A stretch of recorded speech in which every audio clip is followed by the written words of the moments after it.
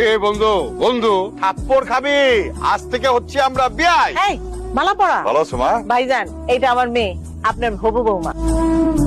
জামাই বাবাজি কোথায়? ওরে না সাথে করে নিয়ে আসার কথা ছিল।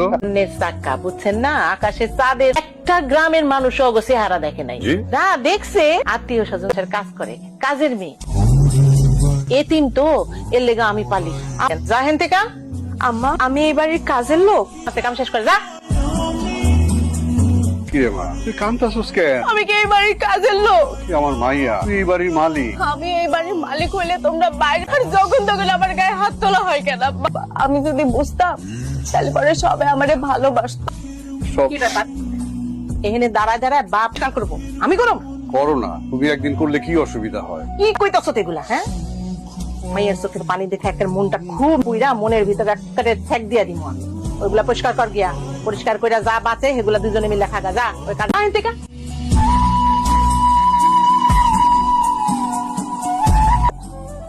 একদম চুপ।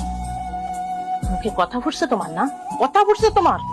আমার সংসার আমি যেইভাবেই থাকো, আর মারে নিয়ে তুমি কত কত রং ঢং করছো, সব আমার বুকের ভিতরে লেখা আছে। শোনো, বাড়িতে মেহমান আছে, বেশি বাড়াবাড়ি করো না।